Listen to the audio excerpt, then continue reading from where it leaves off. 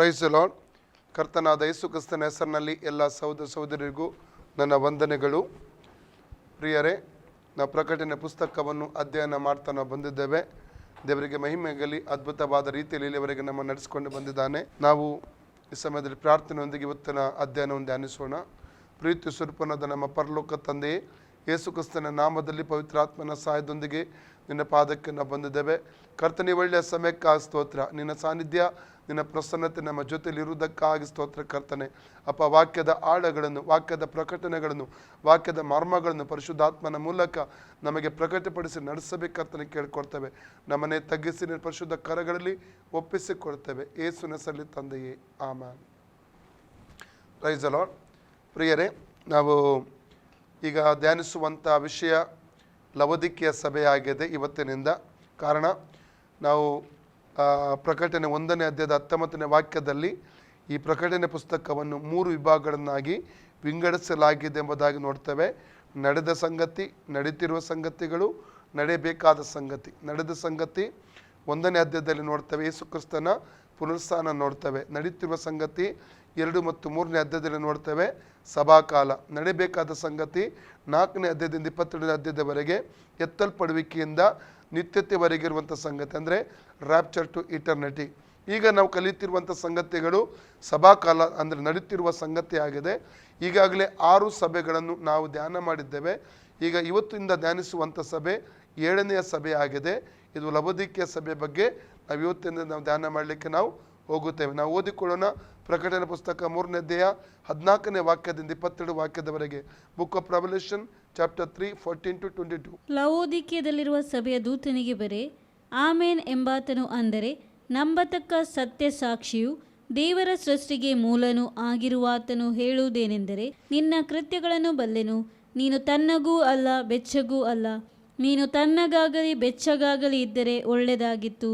ನೀನು ಬೆಚ್ಚಗೂ ಇಲ್ಲದೆ ತಣ್ಣಗೂ ಇಲ್ಲದೆ ಉಗುರು ಬೆಚ್ಚಗಿರುವುದರಿಂದ ನಿನ್ನನ್ನು ನನ್ನ ಬಾಯೊಳಗಿಂದ ಕಾರುವೆನು. ನೀನು ನಿನ್ನ ವಿಷಯದಲ್ಲಿ ನಾನು ಐಶ್ವರ್ಯವಂತನು, ಸಂಪನ್ನನು, ಒಂದರಲ್ಲಿಯೂ ಕೊರತೆ ಇಲ್ಲದವನು ಎಂದು ಹೇಳಿಕೊಳ್ಳುತ್ತಿ.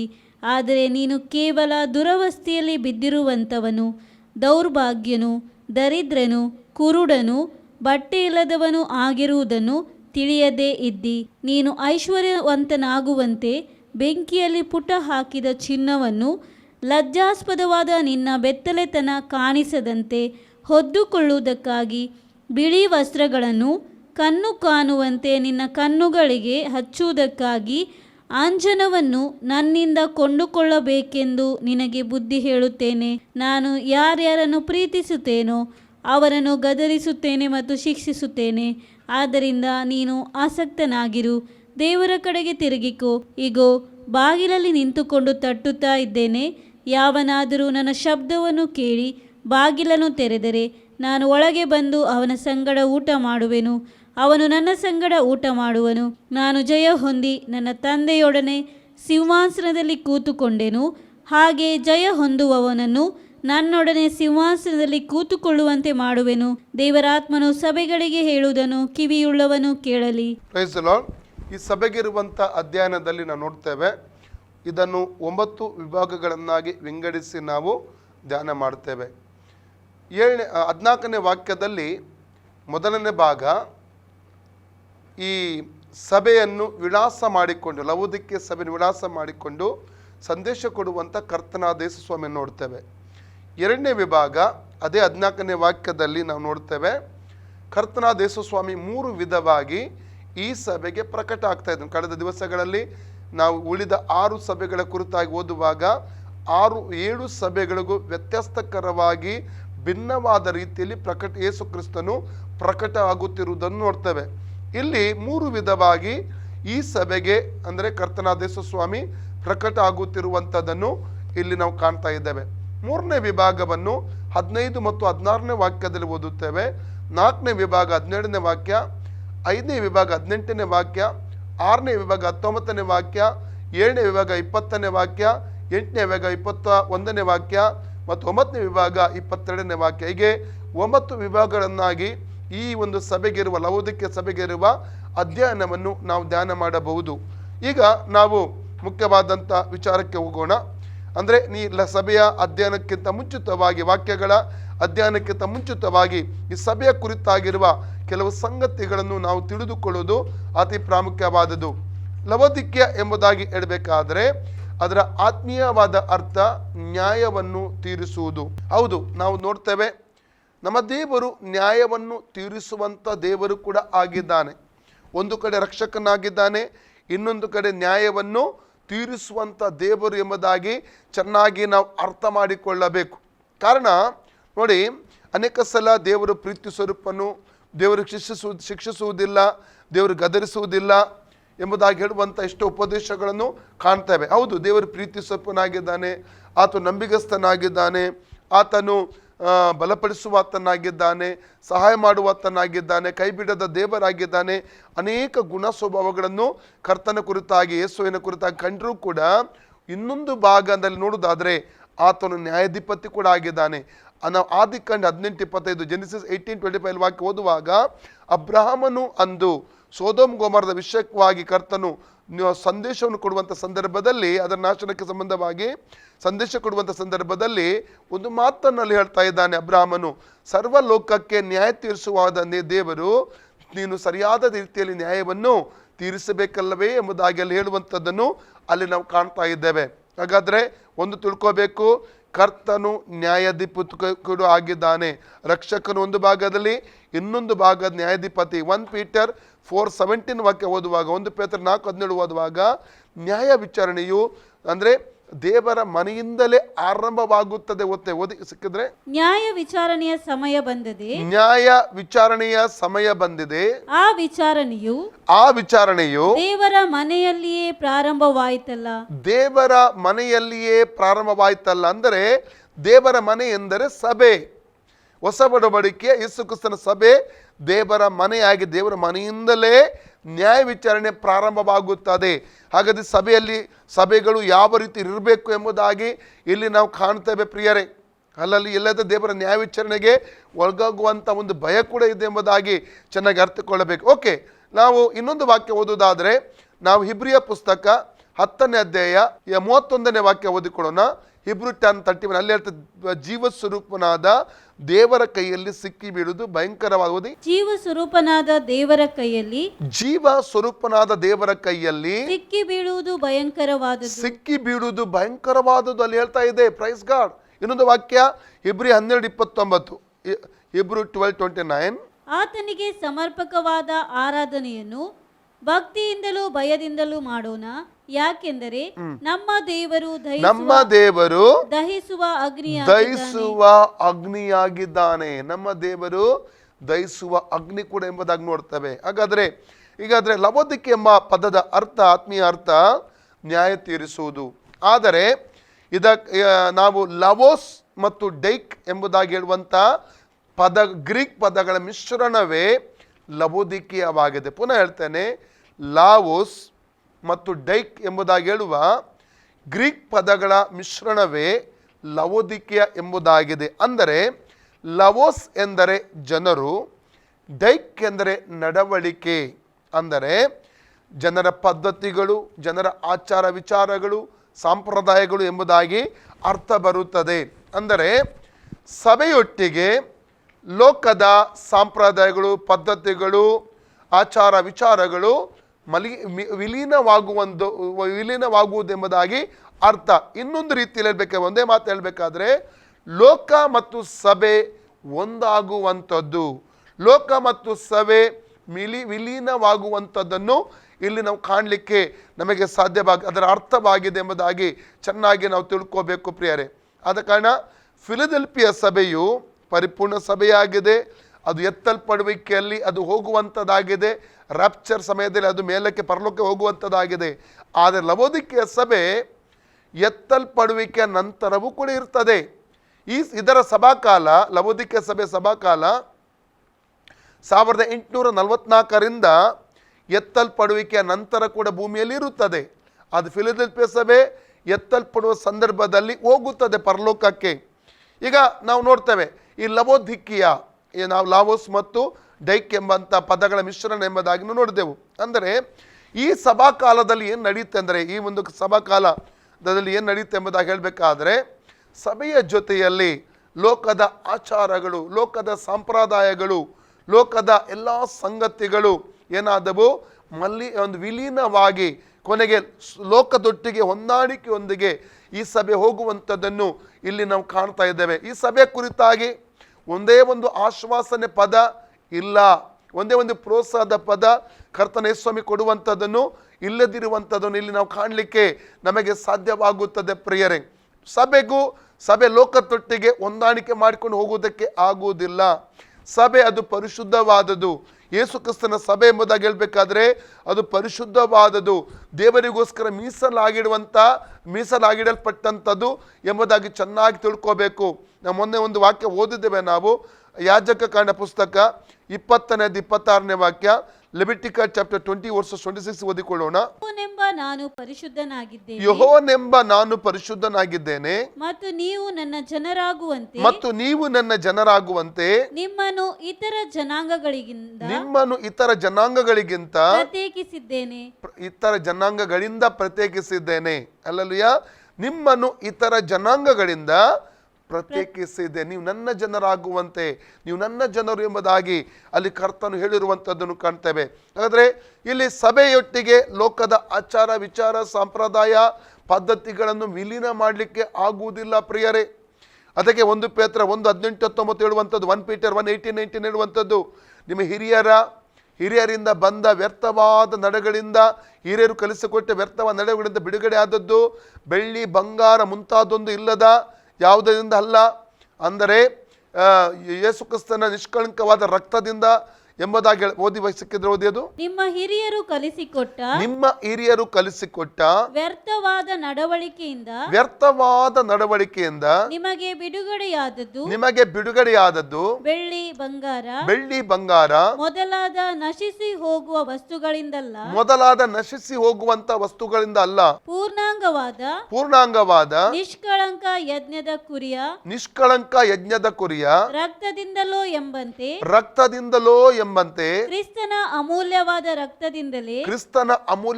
ರಕ್ತದಿಂದಲೇ ಎಂದು ಬಲ್ಲಿರಲ್ಲವೇ. Praise God. ಸಭೆ ಲೋಕದೊಟ್ಟಿಗೆ ಹೊಂದಾಣಿಕೆ ಮಾಡಿಕೊಂಡು ಹೋಗುವುದಕ್ಕೆ ಆಗುವುದಿಲ್ಲ. ಲೋಕದಿಂದ ಸಭೆ ಪ್ರತ್ಯೇಕವಾಗಿ ನಿಲ್ಲಬೇಕು. ಕಳೆದ ದಿವಸ ಒಂದೊಂದು ವಾಕ್ಯ ಕೂಡ ಓದಿದ್ದೇವೆ. ಯಾಕೋಬನ ಪತ್ರಿಕೆ 4:4, ಜೇಮ್ಸ್ ಚಾಪ್ಟರ್ 4:8 ಕೂಡ ನಾವು ಓದಿದ್ದೇವೆ. ಏನ್ ಹೇಳ್ತದೆ ಅದು? ಲೋಕದ ಸ್ನೇಹಿತನಾಗಬೇಕೆ. ಸಿಕ್ಕಿದ್ರೆ ಓದಿ. ವ್ಯಭಿಚಾರಿಗಳು ನೀವು ಇಹಲೋಕ ಸ್ನೇಹವು ದೇವ ವೈರವೆಂದು ನಿಮಗೆ ತಿಳಿಯದು. ಲೋಕಕ್ಕೆ ಸ್ನೇಹಿತನಾಗಬೇಕೆಂದಿರುವವನು ತನ್ನನ್ನು ದೇವರಿಗೆ ವಿರೋಧಿಯನ್ನಾಗಿ ಮಾಡಿಕೊಳ್ಳುತ್ತಾನೆ. 8ನೇ ವಾಕ್ಯ ಕೂಡ ಓದಿ. 8 ವರ್ಡ್ಸ್. ದೇವರ ಸಮೀಪಕ್ಕೆ ಬನ್ನಿರಿ, ಆಗ ಆತನು ನಿಮ್ಮ ಸಮೀಪಕ್ಕೆ ಬರುವನು. ಪಾಪಿಗಳೇ, ನಿಮ್ಮ ಕೈಗಳನ್ನು ಶುಚಿ ಮಾಡಿಕೊಳ್ಳಿರಿ. ಎರಡು ಮನಸ್ಸುಳ್ಳವರೇ, ನಿಮ್ಮ ಹೃದಯಗಳನ್ನು ನಿರ್ಮಲ ಮಾಡಿಕೊಳ್ಳಿರಿ. ಎಂತ ಮಾತು ನೋಡಿ ಪ್ರಿಯರೇ. ಹಾಗಾದ್ರೆ ಸಭೆ ಲೋಕದೊಟ್ಟಿಗೆ ಹೊಂದಾಣಿಕೆ ಮಾಡಿಕೊಂಡು ಹೋಗಲಿಕ್ಕೆ ಆಗುವುದಿಲ್ಲ. ಲೋಕದವರ ಹಾಗೆ ಜೀವಿಸಲಿಕ್ಕೂ ಕೂಡ ಆಗುವುದಿಲ್ಲ ಎಂಬುದಾಗಿ ನಾವು ಚೆನ್ನಾಗಿ ತಿಳ್ಕೋಬೇಕಾದ್ರೆ, ಲವೋದಿಕೀಯ ಅಂದರೆ ಲಾವೋಸ್ ಮತ್ತು ಡೈಕ್ ಜನರ ಆಚಾರ ಪದ್ಧತಿ ಇವೆಲ್ಲವುಗಳು ಸಭೆಯೊಟ್ಟಿಗೆ ವಿಲೀನವಾಗುವಂಥದ್ದನ್ನು ಈ ಸಭಾಕಾಲದಲ್ಲಿ ನಾವು ಕಾಣಲಿಕ್ಕೆ ಸಾಧ್ಯ. ಲವೋದಿಕೀಯ ಎಂಬುದಾಗಿ ಹೇಳಬೇಕಾದ್ರೆ ಇನ್ನೊಂದು ವಿಷಯ ಹೇಳ್ತಾನೆ. ಸಿರಿಯದ ಅಂತಿಯೋಕನು, 2ನೇ ಅಂತಿಯೋಕನು ಕ್ರಿಸ್ತಪೂರ್ವ 250ನೇ ಇಸವಿಯಲ್ಲಿ ಈ ಒಂದು ಲವೋದಿಕೀಯ ಪಟ್ಟಣವನ್ನು ತನ್ನ ಹೆಂಡತಿಯ ಹೆಸರಿಗೋಸ್ಕರವಾಗಿ ಕಟ್ಟಿದನು. ಸಿರಿಯದ 2ನೇ ಅಂತಿಯೋಕ್ಯನು ಕ್ರಿಸ್ತಪೂರ್ವ 250ನೇ ಇಸವಿಯಲ್ಲಿ ತನ್ನ ಹೆಂಡತಿಯಾದ ಲವೋದಿಕೀಯಳ ಹೆಸರಿಗೋಸ್ಕರವಾಗಿ ಈ ಒಂದು ಪಟ್ಟಣವನ್ನು ಕಟ್ಟಿದನು ಎಂಬುದಾಗಿ ನಾವು ತಿಳ್ಕೊಳ್ತೇವೆ. ಆದರೆ ಇವತ್ತು ಈ ಒಂದು ಲವೋದಿಕೀಯದ ಹೆಸರು ಇವತ್ತಿಂದು ಪಾಮುಕ್ಕಲ್ ಎಂಬುದಾಗಿದೆ. ಪಾಮುಕ್ಕಲ್ ಎಂಬ ಹೆಸರಿನಲ್ಲಿ ಲವೋದಿಕೀಯ ಇಂದು ಕರೆಯಲ್ಪಡುತ್ತಾ ಇದೆ. ಮತ್ತೆ ಇದು ಪೃಗ್ಯದ ನೈಋತ್ಯದಲ್ಲಿಯೂ ಫಿಲದೆಲ್ಫಿಯಾ ಮತ್ತು ಕೊಲೊಸ್ಸದ ಮಧ್ಯದಲ್ಲಿರುವ ಬೆಟ್ಟಗಳ ನಡುವೆ, ಅಂದರೆ ಲೈಕಸ್ ಎಂಬುದಾಗಿ ಹೇಳುವಂಥ ನದಿಯ ದಂಡೆಯಲ್ಲಿ, ನದಿ ತೀರದಲ್ಲಿ ಈ ಲವೋದಿಕೆಯ ಪಟ್ಟಣವು ಕಟ್ಟಲ್ಪಟ್ಟಿದೆ. ಅಲ್ಲಲುಯ್ಯ. ಮಾತ್ರವಲ್ಲ, ಪುರಾತನ ಜಗತ್ತಿನಲ್ಲಿ ಲವೋದಿಕೆ ಎಂಬ ಹೆಸರಿನಲ್ಲಿರುವ 6 ಪಟ್ಟಣಗಳಿದ್ದವು. ಆದರೆ ಈ ಪ್ರಕಟಣೆ ಪುಸ್ತಕ 3ನೇ ಅಧ್ಯಾಯ 14ನೇ ವಚನದಿಂದ 22ನೇ ವಚನದಲ್ಲಿ ಹೆಸರಿಸಲ್ಪಟ್ಟಿರುವಂಥ ಲವೋದಿಕೆಯ ಪಟ್ಟಣ ಇದು ನಾವು ನೋಡುವುದಾದರೆ ಈ ಒಂದು ಏನು ಹೇಳ್ತಾರೆ, ಯೋಹನ್ನನ ಕಾಲದಲ್ಲಿ ಇದ್ದಂಥ ಒಂದು ಪಟ್ಟಣವಾಗಿದೆ. ಇದು ಲೈಕಸ್ ನದಿಯ ತೀರದಲ್ಲಿ ಕಟ್ಟಲ್ಪಟ್ಟಂಥ ಒಂದು ಪಟ್ಟಣ ಎಂಬುದಾಗಿ ನಾವು ತಿಳಿದುಕೊಳ್ಳುತ್ತೇವೆ.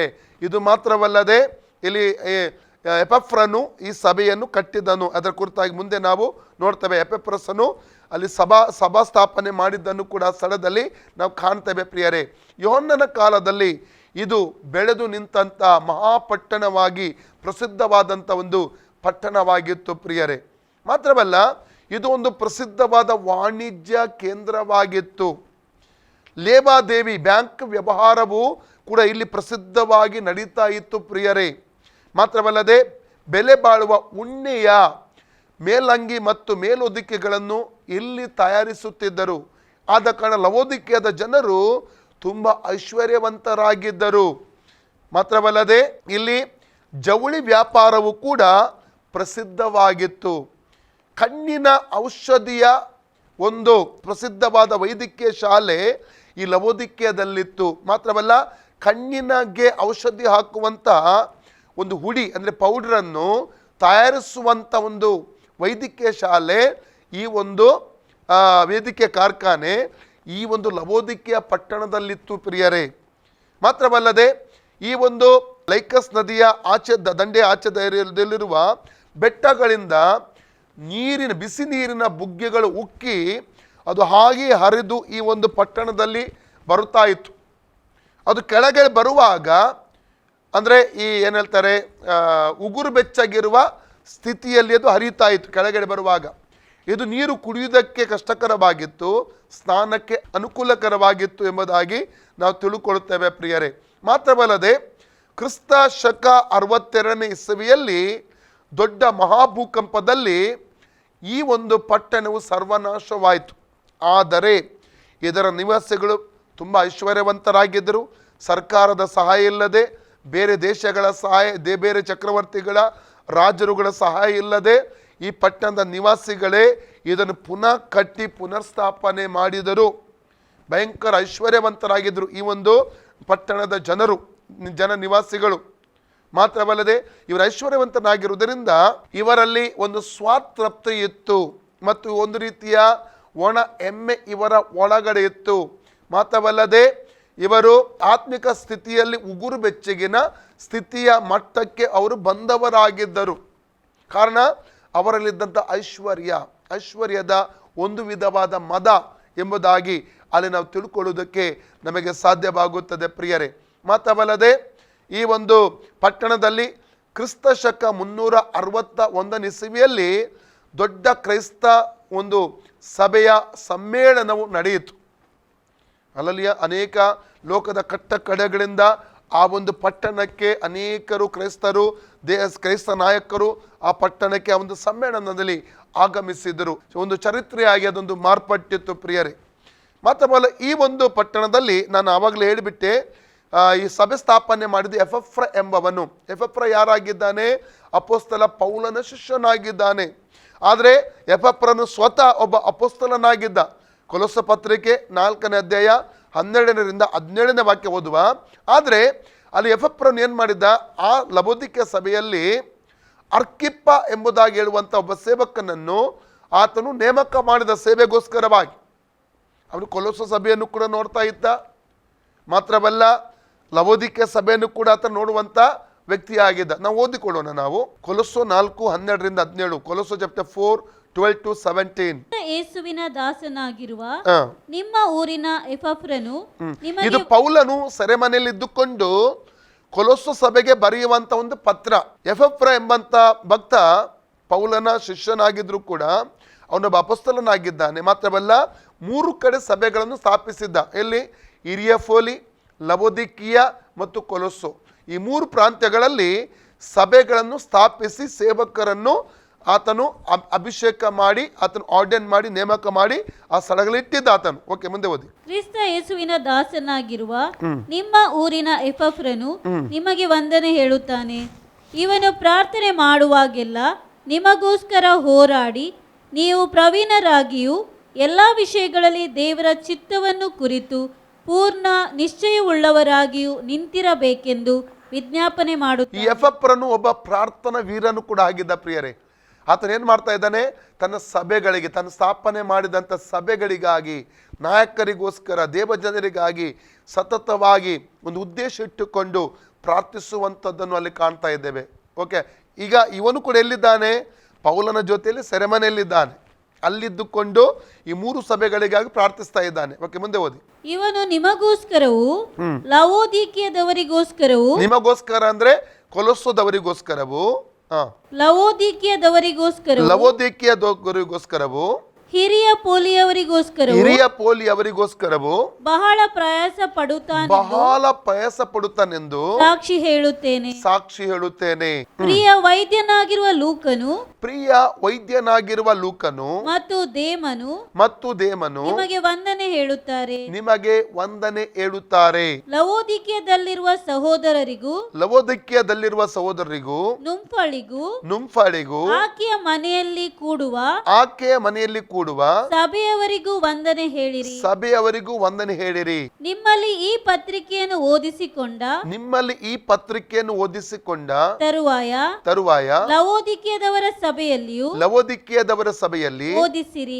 ಓದಿಸಿರಿ. ಮತ್ತು ನಾನು ಬರೆದ ಪತ್ರಿಕೆಯನ್ನು ಲವೋದಿಕೀಯದಿಂದ ತರಿಸಿ ನೀವು ಓದಿಸಿಕೊಳ್ಳಿರಿ. ಅಂದ್ರೆ ಸೆರೆಮನೆಯಿಂದ ಪೌಲನು ಈ ಸಭೆಯರಿಗೆ ಆತನು ಸಂಧಿಸಲೇ ಇಲ್ಲ, ಈ ಸಭೆಗೆ ಆತನು ಬರಲೇ ಇಲ್ಲ. ಈ ಸಭೆ ಕುರಿತು ಕೇಳಿದ್ದು ನಾವು ಕೊಲೊಸ್ಸೆ ಚಾಪ್ಟರ್ 1 ಓದುದು ಬೇಡ, 3ನೇ ವಾಕ್ಯದಿಂದ ಓದುವಾಗ ಅಲ್ಲಿ ಗೊತ್ತಾಗ್ತದೆ ನಮಗೆ. ಈ ಪೌಲನು ಸೆರೆಮನೆಯಲ್ಲಿ ಎಪಫ್ರನ ಮೂಲಕವಾಗಿ ಸಭೆ ಕುರಿತು ಕೇಳಿದ. ಏಷ್ಯಾದಲ್ಲಿ ಪೌಲನು ಸ್ವಾರ್ಥ ಪ್ರಚಾರ ಮಾಡುವಾಗ ಅಲ್ಲಿ ಎಪಫ್ರನು ರಕ್ಷಣೆ ಹೊಂದಿದ. ಅದು ರಕ್ಷಣೆ ಹೊಂದಿ ಹಿರಿಯಫೋಲಿ, ಲವೋದಿಕೀಯ, ಕೊಲೊಸ್ಸೆಗೆ ಹೋಗಿ ಸಭೆಗಳನ್ನು ಸ್ಥಾಪಿಸಿದ್ದ. ಆತ ಈಗ ಸುವಾರ್ಥ ಸೇವೆ ನಿಮಿತ್ತವಾಗಿ ಈಗ ಎಪಫ್ರನು ಕೂಡ ಪೌಲನು ಕೂಡ ಇಬ್ಬರು ಕೂಡ ಒಟ್ಟಿಗೆ ಸೆರೆಮನೆಯಲ್ಲಿದ್ದಾರೆ. ಅಲ್ಲಿ ಎಪಫ್ರನು ಇವನಿಗೆ ಕೊಲೊಸ್ಸೆ, ಲವೋದಿಕೀಯ, ಹಿರಿಯಫೋಲಿಯ ಈ ಸಭೆಯ ಕುರಿತಾಗಿ ವಿವರಣೆ ಕೊಡ್ತಾ ಇದ್ದಾನೆ. ಓಕೆ, ಮುಂದೆ ಹೋಗಿ. ಅರ್ಕಿಪ್ಪ ಅಂದ್ರೆ ಈ ಸಭೆಯ ಸೇವಕ. ನೀನು ಕರ್ತನಿಂದ ಹೊಂದಿರುವಂತ ಸೇವೆಯನ್ನು ನೆರವೇರಿಸುವುದಕ್ಕೆ ಎಚ್ಚರವಾಗಿರಬೇಕೆಂದು ಹೇಳಿರಿ. ಇನ್ನೊಂದು ವಿಷಯ, ಅರ್ಕಿಪ್ಪ ಒಬ್ಬ ಸಭಾ ಪಾಲಕ ಆಗಿದ್ರು ಕೂಡ ಅವನು ಫಿಲೋಮೋನನಿಗೆ ಮಗನಾಗಿದ್ದಾನೆ. ಫಿಲೋಮೋನನ ಪತ್ರಿಕೆ 1ನೇ ಅಧ್ಯಾಯ 1ರಿಂದ 3 ವಾಕ್ಯ ಓದು. Book of Philemon chapter 1, 1 to 3. ಕ್ರಿಸ್ತ ಯೇಸುವಿನ ಸೆರೆಯವನಾಗಿರುವ ಪೌಲನು ಸಹೋದರನಾದ ತಿಮೋತಿಯನು ನಮಗೆ ಪ್ರಿಯನು ಜೊತೆ ಕೆಲಸದವನು ಆಗಿರುವ ಫಿಲೋಮೇನನೆಂಬ ನಿನಗೂ ಸಹೋದರಿಯಾದ ಅಪ್ಪಿಯಳಿಗೂ ಅಪ್ಪಿಯ ಎಂದರೆ ಫಿಲೋಮೇನನ ಹೆಂಡತಿ. ಮುಂದೆ ನಮ್ಮ ಸಹಪಟ್ಟನಾದ ಅರ್ಕಿಪ್ಪನು ಫಿಲೋಮೋನನಿಗೆ ಮಗನಾಗಿದ್ದ. ನಿನ್ನ ಮನೆಯಲ್ಲಿ ಕೂಡುವ ಮಗನು ಮಾತ್ರ ಅಲ್ಲ, ಅವನು ಸಭೆಯ ಸೇವಕನಾಗಿದ್ದಾನೆ. ಆ ಸಭೆ ಫಿಲೋಮೋನನ ಮನೆಯಲ್ಲಿ ಕೂಡಿ ಬರ್ತಾ ಇತ್ತು. ಓಕೆ, ಮುಂದೆ ಓದಿ. ನಿನ್ನ ಮನೆಯಲ್ಲಿ ಕೂಡುವ ಸಭೆಯವರಿಗೂ ಬರೆಯುವುದೇನೆಂದರೆ ಸಾಕು. Praise God. ಇಲ್ಲಿ ನಾವು ನೋಡುವಂಥದ್ದು ಮುಖ್ಯವಾದ ವಿಷಯ ಎಪಫ್ರ ಮತ್ತು ಅರ್ಕಿಪ್ಪ. ಈ ಎಪಫ್ರನು 3 ಸಭೆ ಸ್ಥಾಪನೆ ಮಾಡಿದ. ಕೊಲೊಸ್ಸೆ, ಲವೋದಿಕೀಯ, ಹಿರಿಯಫೋಲಿ. ಇವನೊಬ್ಬ ಅಪೊಸ್ತಲನಾಗಿದ್ದ. ಆದರೂ ಪೌಲನಿಗೆ ಆತನ ಆತ್ಮಿಕ ಶಿಷ್ಯ. ಅರ್ಕಿಪ್ಪನು ಎಪಫ್ರನಿಗೆ ಶಿಷ್ಯನಾಗಿದ್ದ. ಅವನು ಕೂಡ ಎಪಫ್ರನು ಲವೋದಿಕೀಯದಲ್ಲಿ ಸೇವಕನಾಗಿ ಸಭಾಪಾಲಕನಾಗಿ ಸೇವೆ ಸಲ್ಲಿಸುವಂಥದ್ದನ್ನು ನಾವು ಕಾಣಲಿಕ್ಕೆ ನಮಗೆ ಸಾಧ್ಯವಾಗ್ತದೆ. ಈಗ ನಾವು ಪ್ರಕಟಣೆ ಪುಸ್ತಕ 3ನೇ ಅಧ್ಯಾಯ 14ನೇ ವಾಕ್ಯ ಅಂದರೆ ಮೊದಲ ಭಾಗಕ್ಕೆ ಬರುವ ಒಟ್ಟು 9 ಭಾಗಗಳನ್ನಾಗಿ ನಾವು 14ನೇ ವಾಕ್ಯದಿಂದ 22ನೇ ವಾಕ್ಯದವರೆಗೆ ಲವೋದಿಕೀಯ ಸಭೆಗೆ ಇರುವಂಥ ಅಧ್ಯಯನವನ್ನು 9 ವಿಭಾಗಗಳನ್ನು ವಿಂಗಡಿಸಿ ನಾವು ಧ್ಯಾನ ಮಾಡಲಿಕ್ಕೆ ಹೋಗುತ್ತೇವೆ. ನಾವು 14ನೇ ವಾಕ್ಯ ಓದಿಕೊಳ್ಳೋಣ. ಲವೋದಿಕೀಯದಲ್ಲಿರುವ ಸಭೆಯ ದೂತನಿಗೆ ಬರೆ. ಲವೋದಿಕೀಯದಲ್ಲಿರುವ ಈ ಮೊದಲನೇ ಭಾಗ ಈ ಸಭೆಗೆ ವಿಳಾಸ ಹೇಳಿ ಸಂದೇಶ ನೀಡುತ್ತಿರುವಂಥ ಕರ್ತನಾದ ಯೇಸು ಸ್ವಾಮಿಯನ್ನು ಇಲ್ಲಿ ಕಾಣ್ತಾ ಇದೆ. ಲವೋದಿಕ್ಯದಲ್ಲಿರುವ ಸಭೆಯ ದೂತನಿಗೆ ಬರೆ, ಸಭೆಯ ದೂತನಿಗೆ ಬರೆ, ಆಮೇನ್ ಎಂಬಾತನು, ಆಮೇನ್ ಎಂಬಾತನು. ಅಂದರೆ ಎರಡನೇ ವಿಭಾಗ ಏನಾಗಿದೆ? 14ನೇ ವಾಕ್ಯದಲ್ಲಿ 3 ವಿಧವಾಗಿ ಈ ಸಭೆಗೆ ಪ್ರಕಟವಾಗುತ್ತಿರುವ ಕರ್ತನಾದ ಯೇಸು ಸ್ವಾಮಿಯನ್ನು ಇಲ್ಲಿ ಕಾಣ್ತಾ ಇದೆ. ಇನ್ನೊಂದು ರೀತಿಯಲ್ಲಿ ಹೇಳ್ಬೇಕಾದ್ರೆ 3 ಗುಣ ಸ್ವಭಾವಗಳುಳ್ಳವನಾಗಿ ಪ್ರಕಟವಾಗುವಂತ ಯೇಸು ಕ್ರಿಸ್ತನನ್ನು ಇಲ್ಲಿ ಕಾಣ್ತಾ ಇದ್ದೇವೆ. ಓಕೆ, ಆಮೇನ್ ಎಂಬಾತನು ಅಂದರೆ ನಂಬತಕ್ಕ ಸತ್ಯ ಸಾಕ್ಷಿಯು, ನಂಬತಕ್ಕ ಸತ್ಯ ಸಾಕ್ಷಿಯು, ದೇವರ ಸೃಷ್ಟಿಗೆ ಮೂಲನು, ದೇವರ ಸೃಷ್ಟಿಗೆ ಮೂಲನು ಆಗಿರುವಾತನು ಹೇಳುವುದೇನು ಸಾಕು. ಇಲ್ಲಿ ಮೊದಲದಾಗಿ ಯೇಸು ಕ್ರಿಸ್ತನಿಗೆ ಹೆಸರು ಏನಾಗಿದೆ? ಆಮೇನ್. ಆಮೇನ್ ಎಂಬಾತನು. ಯೇಸು ಸ್ವಾಮಿಗೆ ಅನೇಕ ಹೆಸರುಗಳು ಸತ್ಯವೇದದಲ್ಲಿ ಕೊಡಲ್ಪಟ್ಟಿದೆ. ಇಮ್ಯಾನ್ಯುವೆಲ್ ಒಂದು ಹೆಸರು ಮಾತ್ರವಲ್ಲ, ಸತ್ಯ ಎಂಬಂತ ಹೆಸರು ಆತನೇ ಕೊಡಲ್ಪಟ್ಟಿದೆ, ದೇವರ ವಾಕ್ಯ ಎಂಬಂತ ಹೆಸರು ಆತನೇ ಕೊಡಲ್ಪಟ್ಟಿದೆ. ಅನೇಕ ಹೆಸರುಗಳನ್ನು ಇರುವಾತನ ಹೆಸರು, ಅನೇಕ ಹೆಸರುಗಳು ಕರ್ತನಾದ ಯೇಸು ಸ್ವಾಮಿ ಕೊಡಲ್ಪಟ್ಟಿರುವಂಥದ್ದನ್ನು ಇಲ್ಲಿ ಕಾಣ್ತೇವೆ. ಆದರೆ ಲವೋದಿಕ್ಯ ಸಭೆಯನ್ನು ಲವೋದಿಕ್ಯ ಸಭೆಗೆ ಆತನ ಪ್ರಕಟ ಆಗುವಾಗ ಆಮೇನ್ ಎಂಬ ಹೆಸರಿನಲ್ಲಿ ಆತನ ಪ್ರಕಟವಾಗುವಂಥದ್ದನ್ನು ಇಲ್ಲಿ ಕಾಣ್ತೇವೆ. ಆಮೇನ್ ಎಂಬುದಾಗಿ ಹೇಳಬೇಕಾದ ಗ್ರೀಕ್ನಲ್ಲಿ ಹಾಗೆಯೇ ಆಗಲಿ ಎಂಬುದಾಗಿ ಅರ್ಥ. ಸತ್ಯವೇದದಲ್ಲಿ ಒಂದು ಪ್ರಾರ್ಥನೆಯನ್ನು ಕೊನೆಗೊಳಿಸುವಾಗ ಉಚ್ಚರಿಸುವಂಥ ಪದವಾಗಿದೆ. ಅಥವಾ ಮುಕ್ತಾಯದ ಸಮಯದಲ್ಲಿ ಅಂದರೆ ಹಾಗೆಯೇ ಆಗಲಿ, ಒಂದು ಪ್ರಾರ್ಥನೆ ಆಗಿರ್ಬೋದು, ಅಥವಾ ಒಂದು ವಾಕ್ಯ ಉಚ್ಚಾರಣೆ ಆಗಿರ್ಬೋದು, ಪ್ರಸಂಗ ಆಗಿರ್ಬೋದು, ಅದು ಮುಕ್ತಾಯಗೊಳಿಸುವಂಥ ಒಂದು ಸಂದರ್ಭದಲ್ಲಿ ಅದನ್ನು ಮುಕ್ತಾಯಗೊಳಿಸಿದ ನಂತರ ಹೇಳುವಂಥ ಪದವೇ ಆಮೇನ್ ಆಗಿದೆ. ಆಮೇನ್ ಎಂದರೆ ಹಾಗೆಯೇ ಆಗಲಿ ಎಂಬುದಾಗಿ ಅರ್ಥ. ಸತ್ಯವೇದ ಓದುವಾಗ ಅನೇಕ ಕಡೆಗಳಲ್ಲಿ ಈ ಒಂದು ಆಮೇನ್ ಎಂಬಂಥ ವಾಕ್ಯಗಳನ್ನು ನೋಡ್ತೇವೆ ನಾವು.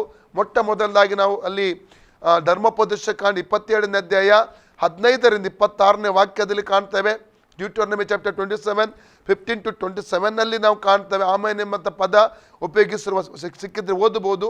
ಲೇವಿಯರು ಗಟ್ಟಿಯಾದ ಸ್ವರದಿಂದ ಇಸ್ರಾಯೇಲರೆಲ್ಲರಿಗೂ ಶಿಲ್ಪಿಯ ಕೆಲಸವಾಗಿರುವ ಮರದ ವಿಗ್ರಹವು, ಲೋಹ ವಿಗ್ರಹವು ಯೆಹೋವನಿಗೆ ಹೇಯವಾದ್ದರಿಂದ ಅವನ್ನು ಮಾಡಿಸಿ ಗೋಪ್ಯವಾಗಿ ನಿಲ್ಲಿಸಿ ಕೊಂಡವನಾದರೂ ಶಾಪಗ್ರಸ್ತ ಅನ್ನಲಾಗಿ ಜನರೆಲ್ಲರೂ ಹೌದು ಅನ್ನಬೇಕು. ಲೇವಿಯರು ಹೌದು ಆಕ್ಚುಲಿ ಇದನ್ನು ನೀವು ಇಂಗ್ಲಿಷ್ ಬೈಬಲ್ ಉಂಟಾ? ಇಂಗ್ಲಿಷ್ ಓದಿ. ಅದೇ ಇಂಗ್ಲೀಷಲ್ಲಿ ಆಮೇನ್ ಅಂತ ಕೊಡಲ್ಪಟ್ಟಿದೆ ಇಂಗ್ಲಿಷ್ ಬೈಬಲಲ್ಲಿ. ಆಂಗ್ಲ ಬೈಬಲಲ್ಲಿ ಕನ್ನಡ ಭಾಷಾಂತರಕ್ಕೆ ಬರುವಾಗ ಹೌದು ಎಂಬ ಪದ ಉಪಯೋಗಿಸಲಾಗಿ. ಇನ್ನೊಂದು ವಿಷಯ ಹೇಳ್ತೇನೆ, ಹೊಸ ಒಡಂಬಡಿಕೆಯಲ್ಲಿ ಯೇಸು ಸ್ವಾಮಿ 99 ಬಾರಿ ಆಮೇನ್ ಎಂಬ ಶಬ್ದವನ್ನು ಉಪಯೋಗಿಸಿದ್ದಾರೆ ಮೂಲ ಗ್ರೀಕ್ನಲ್ಲಿ. ಕಾರಣ ಅದನ್ನು ಕನ್ನಡದಲ್ಲಿ ಬರುವಾಗ ನಿಜ ನಿಜವಾಗಿ, ಟ್ರೂಲಿ ಟ್ರೂಲಿ ಅಥವಾ ವೆರಿಲಿ ವೆರಿಲಿ ಎಂಬುದಾಗಿ ಇಂಗ್ಲೀಷಲ್ಲಿ ಅದನ್ನು ಉಚ್ಚರಿಸಲಾಗಿದೆ. ನಾವು ಜಾನ್ 3:3 ಓದುವ ಮೊದಲು ಅಲ್ಲಿ ಮತ್ತೆ ಬರುವ ಜಾನ್ 3:3 ಓದಿ. ಯೋನ 3:3 ಅದನ್ನು ಕನ್ನಡದಲ್ಲಿ ನಿಜ ನಿಜವಾಗಿ ಎಂಬ ಪದವನ್ನು ಯೇಸು ಉಪಯೋಗಿಸಿದ್ದಾನೆ. ಆದರೆ ಇಂಗ್ಲಿಷ್ಗೆ ಬರುವಾಗ ಕೆಲವು ಭಾಷಾಂತರದಲ್ಲಿ ವೆರಿಲಿ ವೆರಿಲಿ, ಕೆಲವು ಭಾಷಾಂತರದಲ್ಲಿ ಟ್ರೂಲಿ ಟ್ರೂಲಿ ಓದಿ. ಅದಕ್ಕೆ ಯೇಸು, ನಾನು ನಿನಗೆ ನಿಜ ನಿಜವಾಗಿ ಹೇಳುತ್ತೇನೆ, ಒಬ್ಬನು ಓಕೆ, 5ನೇ ವಾಕ್ಯ. ಅದಕ್ಕೆ ಯೇಸು, ನಾನು ನಿನಗೆ ನಿಜ ನಿಜವಾಗಿ ಹೇಳುತ್ತೇನೆ. ಈ ನಿಜ ನಿಜವಾಗಿ ಎಂಬುದಾಗಿ ಹೇಳುವಂಥದ್ದು ನಾವು ನೋಡ್ತೇವೆ. ಯೇಸು ಸ್ವಾಮಿ ಈ ಒಂದು ಪದವನ್ನು 99 ಬಾರಿ ಉಪಯೋಗಿಸಿರುವಂಥದ್ದನ್ನು ಅಲ್ಲಿ ಕಾಣಲಿಕ್ಕೆ ನಮಗೆ ಸಾಧ್ಯ. ಅಂದರೆ ನಿಜ ನಿಜವಾಗಿ ಎಂಬುದಾಗಿ ಹೇಳ್ಬೇಕಾದ್ರೆ ಆಮೇನ್ ಎಂಬ ಒಂದು ಅರ್ಥ ಬರುತ್ತದೆ. ಹಾಗೆಯೇ ಆಗಲಿ, ಸತ್ಯವಾಗಿ, ನಿಜವಾಗಿ, ಹೌದು ಹಾಗೆಯೇ ಎಂಬುದಾಗಿ ಹೇಳುವಂಥ ಪದವಾಗಿದೆ ಇದು ಪ್ರಿಯರೇ. ಹಾಗಾದರೆ ಇಲ್ಲಿ ನಾವು ಡ್ಯೂಟೋನಮಿ ಚಾಪ್ಟರ್ 27ಗೆ ನಾವು ತಿರುಗಿ ಬರುವ 15-26 ಅದನ್ನು ಮೊದಲು ಇಂಗ್ಲೀಷಲ್ಲಿ ಒಂದು ವಾಕ್ಯ ಓದಿ ಫಸ್ಟ್ ಆರಂಭದ. ಆ್ಯಕ್ಚುಲಿ ಹೌದು ಅಂತ ನಿಮಗೆ ಅರ್ಥ ಆಗಿರುವುದಕ್ಕೋಸ್ಕರ ಇಂಗ್ಲೀಷ್ ವಾಕ್ಯನ ಓದಲಿಕ್ಕೆ ಹೇಳ್ತೇನೆ. Cursed is the man who carves an image or casts an idol, a thing disable to the Lord, the work of the craftsman's hands, and set it up in secret. Then all the people shall say, Amen. Amen. Praise God. Okay. ಎಲ್ಲ ಆಮೇನೆ ಬೇಕಾದ್ರೆ ಅದು ಓದುವನ, ಓದಿಬಿಡಿ. Cursed is the man who dishonors his father or his mother. Then all the people shall say, Amen. Amen. Cursed is the man who moves his neighbor's boundary stone. Then all the people shall say, Amen. Amen. Cursed is the man who leads the blind astray on the road. Then all the people shall say, Amen. Amen. Cursed is the man who withholds justice from the alien. the fatherless or the widow, then all the people shall say, Amen. Amen. Cursed is the man who sleeps with his father's wife, for the dishonors his father's bed, then all the people shall say, Amen. Amen. Cursed is the man who has sexual relations with any animal, then all the people shall say, Amen. Amen. Cursed is the man who sleeps with his sister, the daughter of his father, or the daughter of his mother, then all the people shall say, Amen. Amen. Cursed is the man who sleeps with his mother-in-law, then all the people shall say, Amen. Amen. Cursed is the man who kills his neighbors secretly, then all the people shall say, Amen. Amen. Cursed is the man who accepts a bribe to kill an innocent person, then all the people shall say, Amen. Amen. Cursed is the man who does not uphold the words of this law by carrying them out, then all the people shall say, Amen. Amen. ಇಲ್ಲಿ 12 ಬಾರಿ ಆಮೇನ್ ಎಂಬ ಶಬ್ದವನ್ನು ಧರ್ಮೋಪದೇಶ ಕಾಂಡ 27, 15, 26ನೇ ವಾಕ್ಯದಲ್ಲಿ ಉಚ್ಚರಿಸಲಾಗಿದೆ. ಅಂದರೆ ಒಂದು ಶಾಪ ಉಚ್ಚಾರಣೆಯಲ್ಲಿ ಆಗುವುದ ನಂತರ, ಅಂದರೆ ಈ ರೀತಿಯ ಪಾಪ ಮಾಡುವಂಥ ವ್ಯಕ್ತಿಗೆ ಈ ರೀತಿಯ ಶಿಕ್ಷೆಯನ್ನು ಪ್ರಕಟ ಮಾಡುವಾಗ ದೇವರು ಎಲ್ಲರೂ ಹೌದು ಆಮೇನ್ ಅಂತ ಹೇಳಿ ಒಪ್ಪಿಕೊಳ್ಬೇಕು. ಇದು ಹಾಗೆ ಆಗಲಿ ಎಂಬುದಾಗಿ ಅಲ್ಲಿ ಒಪ್ಪಿಕೊಳ್ಳುವಂಥದ್ದನ್ನು ಅಲ್ಲಿ ಕಾಣ್ತಾ ಇದ್ದೇವೆ. ನಾವು ನೆಹೆಮಿಯ 8:6 ವಾಕ್ಯ ಕೂಡ ಓದಿಕೊಳ್ಳೋಣ.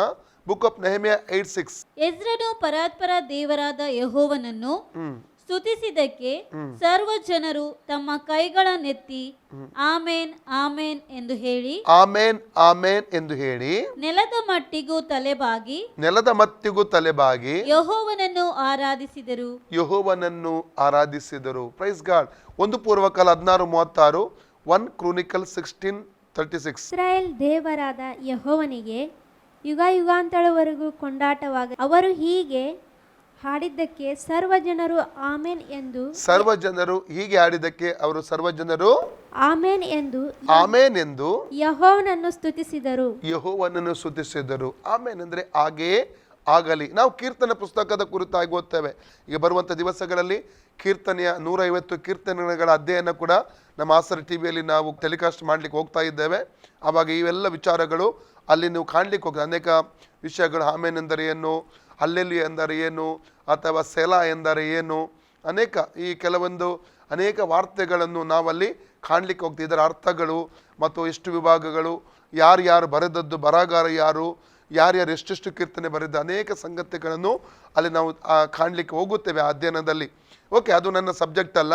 ಆದರೆ ಮುಖ್ಯವಾದ ವಿಷಯ ನನಗೆ ಬೇಕು ಇಲ್ಲಿ ಏನೆಂದರೆ 150 ಕೀರ್ತನೆಗಳನ್ನು 5 ವಿಭಾಗಗಳನ್ನು ವಿಂಗಡಿಸಲಾಗಿದೆ. 1ರಿಂದ 41, 42ರಿಂದ 72, 73ರಿಂದ 89, 90ರಿಂದ 106, 107ರಿಂದ 150.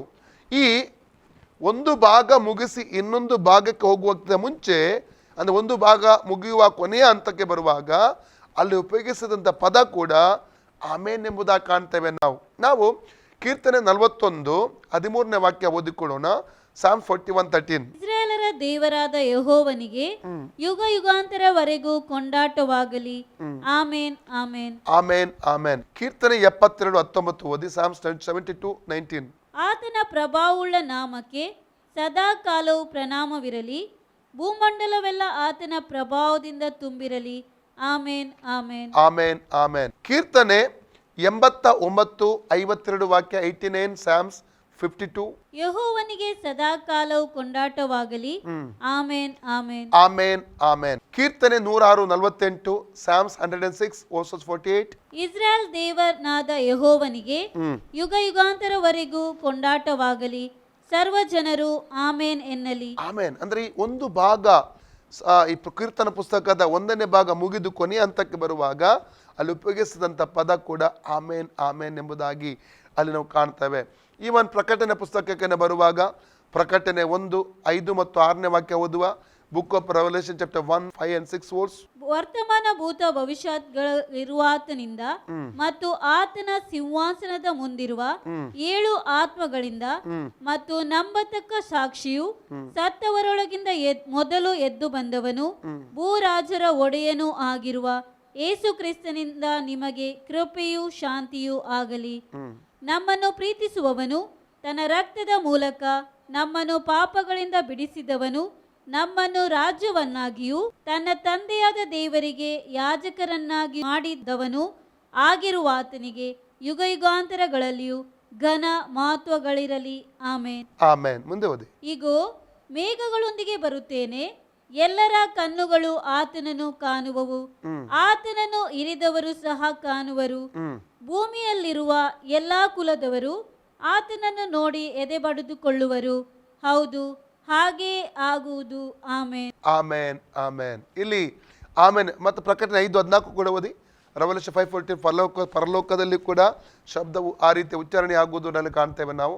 ಆಗ 4 ಜೀವಿಗಳು ಆಮೇನ್ ಅಂದವು ಮತ್ತು ಹಿರಿಯರು ಅಡ್ಡ ಬಿದ್ದು ನಮಸ್ಕಾರ ಮಾಡಿದರು. ಪರಲೋಕದಲ್ಲಿ ಕೂಡ ಈ ಪದವನ್ನು ಉಪಯೋಗಿಸುವಂಥದ್ದನ್ನು ಇಲ್ಲಿ ಕಾಣ್ತೇವೆ. ನೋಡಿ, ಸತ್ಯವೇದದಲ್ಲಿ 2 ಪದಗಳಿಗೆ ಭಾಷಾಂತರ ಇಲ್ಲ, ಯಾವ ಭಾಷೆಗೂ ಭಾಷಾಂತರ ಇಲ್ಲ, ಆಮೇನ್ ಮತ್ತು ಅಲ್ಲೆಲುಯ. ಯಾಕೆಂದರೆ ಒಂದು ದಿವಸ ಒಬ್ಬ ಕ್ರೈಸ್ತ ವಿಶ್ವಾಸಿಯಾದವನು ಹಡಗಿನಲ್ಲಿ ಪ್ರಯಾಣ ಮಾಡ್ತಾ ಇದ್ದ. ಅದು ಪ್ಯಾಸೆಂಜರ್ ಹಡಗು. ಹಾಗೆ ಪ್ರಯಾಣ ಮಾಡುವಾಗ ಒಂದು ಆರಾಧನೆ ದಿವಸ ಭಾನುವಾರ ಬಂತು. ಆರಾಧನೆ ಮಾಡಬೇಕಂತ ಬಯಕೆ ಇದೆ ಆತನಿಗೆ. ಈಗ ಸಾಧಾರಣವಾಗಿ 5-6 ತಿಂಗಳಿಂದ ದೇವರ ಮಕ್ಕಳಿಗೆ ನಮಗೆ ಯಾವುದು ಒಟ್ಟಿಗೆ ಸೇರಿ ಆರಾಧನೆ ಮಾಡಲಿಕ್ಕೆ ಈ ಕೊರೋನಾ ನಿಮಿತ್ತವಾಗಿ ತೊಂದರೆ ಆದಂಥ ಸಂಗತಿ ಇದೆ. ಎಷ್ಟೋ ಜನರು ನಿರಾಸೆ ಪಡ್ತಾ ಇದ್ದಾರೆ, ದುಃಖ ಪಡ್ತಾ ಇದ್ದಾರೆ. ನಾವು ನೋಡ್ತಾ ಇದ್ರೆ ಒಂದು ಆರಾಧನೆ ತಪ್ಪಿ ಹೋಗುವ ಸಂದರ್ಭ ಆತ ದುಃಖ ಪಡ್ತಾ ಇದ್ದ, ನಿರಾಸೆ ಪಡ್ತಾ ಇದ್ದ. ಯಾರಾದರೂ ಇಲ್ಲಿ ಕ್ರೈಸ್ತ ವಿಶ್ವಾಸಿಗಳು ಇರ್ಬೋದು, ಆತ ಜೊತೆಯಲ್ಲಿ ಅವ್ರ ಜೊತೆ ಸೇರಿ ನನಗೆ ಆರಾಧನೆ ಮಾಡಲಿಕ್ಕೆ ಸಾಧ್ಯವೆಂಬುದಾಗಿ ಯೋಚಿಸಿ ಅವನು ಗಟ್ಟಿಯಾಗಿ ಜನರ ಮಧ್ಯದಲ್ಲಿ ಅಲ್ಲೇಲಿ ಎಂಬುದಾಗಿ ಹೇಳಿದಂತೆ. ಆಗ ಆಚೆ ಕಡೆಯಿಂದ ಸ್ವಲ್ಪ ಆಮೇನ್ ಎಂಬಂಥ ಶಬ್ದ ಬಂತಂತೆ. ಕೊನೆಗೆ ಅಲ್ಲಿ ಇನ್ನೊಬ್ಬ ವಿಶ್ವಾಸಿ, ಅವರಿಬ್ಬರ ಭಾಷೆ ಪರಸ್ಪರ ಭಾಷೆ ಬರ್ತಾ ಇರಲಿಲ್ಲ. ಆದರೆ ಪರಲೋಕದ ಭಾಷೆ ಇಬ್ಬರು ಗೊತ್ತಿರೋ ನಿಮಿತ್ತ ಒಟ್ಟಾಗಿ ಸೇರಿ ಅವತ್ತು ಇಬ್ಬರು ಕರ್ತನನ್ನು ಆರಾಧಿಸಿ ಮಹಿಮೆಪಡಿಸಿದರಂತೆ ಪ್ರಿಯರೇ. ಓಕೆ, ಈಗ ಆಮೇನ್. ಆಮೇನ್ ಅಂದರೆ ಹಾಗೆ ಆಗಲಿ ಎಂದರೆ ಅರ್ಥ ಎಂದರೆ ಇರುವಾತನು. ನೋಡಿ, ದೇವರು ಇಸ್ರೇಲ್ ಜನರಿಗೆ ಮೊಟ್ಟ ಮೊದಲಾಗಿ ಪ್ರಕಟ ಆಗುವಾಗ ಇರುವಾತನಾಗಿ ಆತನು ಪ್ರಕಟವಾದನು. ನಾವು ವಿಮೋಚನಾ ಕಾಂಡ 3:13-14 ವಾಕ್ಯ ಓದುವ. Exodus chapter 3:13-14. ಮೋಶೆ ದೇವರಿಗೆ, ನಾನು ಇಸ್ರಾಯೇಲರ ಬಳಿಗೆ ಬಂದು ನಿಮ್ಮ ಪಿತೃಗಳ ದೇವರು ನನ್ನನ್ನು ನಿಮ್ಮ ಬಳಿಗೆ ಕಳಿಸಿದ್ದಾನೆಂದು ಹೇಳಿದಾಗ, ಒಂದು ವೇಳೆ ಅವರು ಆತನ ಹೆಸರೇನೆಂದು ನನ್ನನ್ನು ಕೇಳಿದರೆ ನಾನೇನು ಉತ್ತರ ಕೊಡಬೇಕು ಎನ್ನಲು, ದೇವರು ಅವನಿಗೆ, ಇರುವಾತನೇ ಆಗಿದ್ದೇನೆ. ಇರುವಾತನೇ ಆಗಿದ್ದೇನೆ ಅಂದ್ರೆ ನಿಜವಾಗಿರುವಾತನು. ಇನ್ನೊಂದು ವಿಷಯ ಹೇಳಬೇಕಾದ್ರೆ ಇರುವಾತನು ಮಾತ್ರವಲ್ಲ, ನಿಜವಾಗಿರುವಾತನು, ನಿಜ ದೇವರು, ಸತ್ಯ ದೇವರು ಎಂಬುದಾಗಿ ಅರ್ಥ ಬರ್ತದೆ ಆಮೇನ್ ಎಂಬಾತನು ಎಂಬುದು ಹೇಳುವುದಕ್ಕೆ. ನಾವು ರೆವಲ್ಯೂಷನ್ 1:17-18 ಓದುವ. ಪ್ರಕಟಣೆ 1:17-18. ಪಾತ್ಮೋಸ್ ದ್ವೀಪದಲ್ಲಿ ಅಪೊಸ್ತಲ ಯೋಹನ್ನನಿಗೆ ಪ್ರಕಟ ಆದಂಥ ಸಂದರ್ಭ, ಆತನ ರೂಪ 13ನೇ ವಾಕ್ಯದಿಂದ ನಾವು ನೋಡ್ತೇವೆ ನಿಜವಾದ ರೂಪ. ಅಲ್ಲಿ 12ನೇ ವಾಕ್ಯದಿಂದ 18 ವಾಕ್ಯದವರೆಗೆ ನಾವು ಓದುವುದಾದರೆ ಅಲ್ಲಿ ನಿಜವಾದ ಪುನರ್ಸ್ಥಾನ ಒಂದು ಯೇಸುಸ್ವಾಮಿಯ ರೂಪವನ್ನು ನೋಡುವಾಗ ಅಲ್ಲಿ ಏನು ಕೊನೆಯದಾಗಿ ಆತನು ಏನು ಹೇಳ್ತಾನೆ ನೋಡುವ. 17-18 ವಾಕ್ಯ ಓದಿ. 17-18 ವರ್ಷ. ನಾನು ಆತನನ್ನು ಕಂಡಾಗ ಸತ್ತವನ ಹಾಗೆ ಆತನ ಪಾದಗಳ ಮುಂದೆ ಬಿದ್ದೆನು. ಆತನು ತನ್ನ ಬಲಗೈಯನ್ನು ನನ್ನ ಮೇಲೆ ಇಟ್ಟು ಹೆದರಬೇಡ, ನಾನು ಮೊದಲನೆಯವನು ಕಡೆಯವನು ಸದಾ ಜೀವಿಸುವನಾಗಿದ್ದೆ. ನಾನೇ ಆರಂಭ, ನನಗಿಂತ ಮುಂಚೆ ಯಾವುದೇ ಆರಂಭ ಇಲ್ಲ. ಮೊದಲನೆಯವನು ನಾನೇ, ಕಡೆಯವನಾಗಿದ್ದೇನೆ. ನಾನು ಕಡೆಯವನು ಮಾತ್ರವಲ್ಲ, ಸದಾ ಜೀವಿಸುವಾತನು ಆಮೇನ್ ಎಂಬಾತನು. ಮುಂದೆ ಓದಿ. ಸತ್ತವನಾದೆ ಮತ್ತು ಇಗೋ ಯುಗಾಂತರಗಳಲ್ಲಿಯೂ ಬದುಕುವವನಾಗಿದ್ದೇನೆ. ಮರಣದ ಮತ್ತು ಪಾತಾಳದ ಬೀಗದ ಕೈಗಳು ನನ್ನಲ್ಲಿವೆ. ಇಲ್ಲಿ ಆಮೇನ್ ಎಂದರೆ ನಿಜವಾಗಿ ಇರುವಾತನು, ನಿಜ ದೇವರು, ಸತ್ಯ ದೇವರು, ಜೀವಿಸುವಾತನು, ಇರುವಾತನು ಎಂಬಂತ ಅರ್ಥವನ್ನು ಕೊಡುವಂಥದ್ದು ಎಂಬುದಾಗಿ ನಾವು ಚೆನ್ನಾಗಿ ಅರ್ಥ ಮಾಡಿಕೊಳ್ಬೇಕು. ಅದಕ್ಕಾಗಿ ಆಮೇನ್ ಎಂಬ ಆತನಲ್ಲಿ ಸುಳ್ಳಿಲ್ಲ, ವಂಚನೆ ಇಲ್ಲ. ಇನ್ನೊಂದು ವಾಕ್ಯ ಹೇಳ್ಬೇಕಾದ್ರೆ 2 ಕೊರಿಂಥಿಯನ್ಸ್ ಚಾಪ್ಟರ್ 1 ನಾವು 20 ವಾಕ್ಯವನ್ನು ಓದುವ. 20-21 ಹಾಗೆ ಅನೇಕ ಆಮೇನ್ ಎಂಬ ವಾಕ್ಯಗಳುಂಟು. ರೋಮನ್ಸ್ 11:36 ಅನೇಕ ವಾಕ್ಯ ಓದ್ತಾ ಹೋದರೆ ಆಮೇನ್ ಎಂಬ ಪದ ಅನೇಕ ಕಡೆಗಳಲ್ಲಿ ಓದ್ತೇವೆ, ಅದು ಬೇಡ, ಈಗ ಟೈಮ್ ಇಲ್ಲ. ಓಕೆ, 2 ಕೊರಿಂಥಿಯನ್ಸ್ ಚಾಪ್ಟರ್ 1, ಕ್ರಿಸ್ತನಲ್ಲಿ ಇರುವಂತೆ ಎಲ್ಲ ವಾಗ್ದಾನಗಳು ಓದಿ. ನಿಶ್ಚಯವಾಗಿ ದೇವರ ವಾಗ್ದಾನಗಳು ಎಷ್ಟಿದ್ದರೂ ಕ್ರಿಸ್ತನಲ್ಲಿ ದೃಢವಾಗುತ್ತವೆ. ಆದ ಕಾರಣ ದೇವರ ಪ್ರಭಾವವು ಪ್ರಕಾಶವಾಗುವುದಕ್ಕೋಸ್ಕರ ಆತನ ಮೂಲಕವಾಗಿ ನಾವು ಆಮೇನ್ ಎಂದು ಹೇಳುತ್ತೇವೆ. Praise God. ಎಲ್ಲಾ ವಾಗ್ದಾನಗಳು ಯೇಸು ಕ್ರಿಸ್ತನಲ್ಲಿ ಆಮೇನ್, ಹೌದು ಎಂಬುದಾಗಿದೆ. Praise God. ಅದರ ಅರ್ಥ ಅದು ಹಾಗೆ ನೆರವೇರುತ್ತದೆ, ಅದು ಸತ್ಯವಾದದ್ದು. ದೇವರ ಬಾಯಿಂದ ಮಾತು ಬಂದ ಮಾತು ಸತ್ಯವಾದದ್ದು, ನೆರವೇರ್ಲಿಕ್ಕಿದೆ, ನೆರವೇರುವಂಥದ್ದೆಂಬುದಾಗಿ ಅದರ ಅರ್ಥ ಬರುತ್ತದೆ ಪ್ರಿಯರೇ. ಅಲ್ಲಲ್ವಿಯಾ? ಹಾಗಾದ್ರೆ ಆಮೇನ್ ಎಂಬುದಾಗಿ ಹೇಳ್ಬೇಕಾದ್ರೆ ಇರುವಾತನು, ನಿಜವಾಗಿರುವಾತನು, ಸತ್ಯದೇವರು, ನಿಜ ದೇವರು, ಜೀವಿಸುವಾತನೆಂಬಂತ ಅನೇಕ ಅರ್ಥಗಳನ್ನು ಕೊಡುತ್ತದೆ. ನಾವು ಪ್ರಕಟಣೆ ಪುಸ್ತಕ 3:14 ನಾವು 2ನೇ ಭಾಗ ಪುನಃ ಓದಿಕೊಳ್ಳೋಣ. 3 ವಿಧವಾಗಿ ಈ ಸಭೆಗೆ, ಲವೋದಿಕೆ ಸಭೆಗೆ ಕರ್ತನಾದ ಯೇಸು ಸ್ವಾಮಿ ಪ್ರಕಟ ಆಗುತ್ತಿದ್ದಾನೆ. ಒಂದು ಆಮೇನ್ ಎಂಬುದಾಗಿ, ಎರಡನೇದಾಗಿ ಆಮೇನ್ ಎಂಬಾತನು ಅಂದರೆ ನಂಬತಕ್ಕ ಸತ್ಯ ಸಾಕ್ಷಿ, ಎರಡನೇದಾಗಿ ನಂಬತಕ್ಕ ಸತ್ಯ ಸಾಕ್ಷಿಯಾಗಿ ಆತನು ಪ್ರಕಟ ಆಗ್ತಾ ಇದ್ದಾನೆ. ಪ್ರಕಟಣೆ 1:5 ಓದಿ. ರೆವಲ್ಯೂಷನ್ 1:5. ವರ್ತಮಾನ ಭೂತ ಭವಿಷ್ಯತ್ಗಳಲ್ಲಿರುವಾತನಿಂದ ಮತ್ತು ಆತನ ಸಿಂಹಾಸನದ ಮುಂದಿರುವ 7 ಆತ್ಮಗಳಿಂದ ಮತ್ತು ನಂಬತಕ್ಕ ಸಾಕ್ಷಿಯು ಸತ್ತವರೊಳಗಿಂದ ಮೊದಲು ಎದ್ದು ಬಂದವನು ಭೂರಾಜರ ಒಡೆಯನು ಆಗಿರುವ ಯೇಸು ಕ್ರಿಸ್ತನಿಂದ ನಿಮಗೆ ಕೃಪೆಯೂ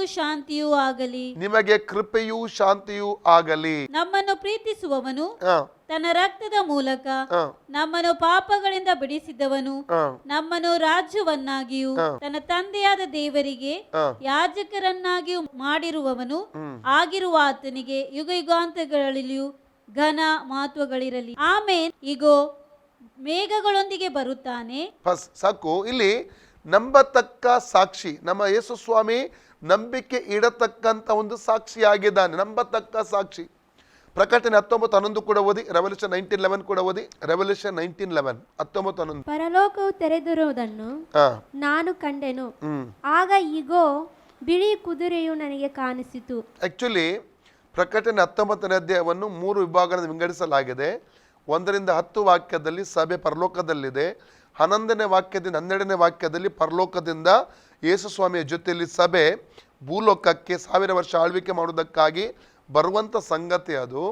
17ನೇ ವಾಕ್ಯದಿಂದ 21ನೇ ವಾಕ್ಯದವರೆಗೆ ನಾವು ಓದುವುದಾದರೆ ಅಲ್ಲಿ ಸುಳ್ಳು ಪ್ರವಾದಿ, ಆರ್ಮೆಗೆದ್ದೋನ್ ಯುದ್ಧ ಮತ್ತು ಕ್ರಿಸ್ತವಾದಿ ಸುಳ್ಳು ಪ್ರವಾದಿ ಜೀವಂತವಾಗಿ ಸೆರೆ ಹಿಡಿಯಲ್ಪಟ್ಟು ಈ ನಿಜವಾದ ಈ ಬೆಂಕಿ ಗಂಧಕಾಳ ಕೆರೆಗೆ ದೊಬ್ಬಲ್ಪಡುವುದು ನೋಡ್ತಾ, ಅದು ಭವಿಷ್ಯದಲ್ಲಿ ಮುಂದೆ ಈ ಅಧ್ಯಯನ ಬರುವಾಗ ನಾವು ಧ್ಯಾನ ಮಾಡ್ತೇವೆ. ಓಕೆ, ಓದಿ. ಅದರ ಮೇಲೆ ಕೂತಿದ್ದವನಿಗೆ ನಂಬಿಗಸ್ತನು ಸತ್ಯವಂತನು, ಅದರ ಮೇಲೆ ಕೂತಿದ್ದವನ ಹೆಸರು ಏನು? ನಂಬಿಗಸ್ತನು ಸತ್ಯವಂತನು ಎಂದು ಹೆಸರು. ನಮ್ಮ ಯೇಸು ಸ್ವಾಮಿ ನಂಬತಕ್ಕಂತ ಒಂದು ಸಾಕ್ಷಿಯಾಗಿದ್ದಾನೆ.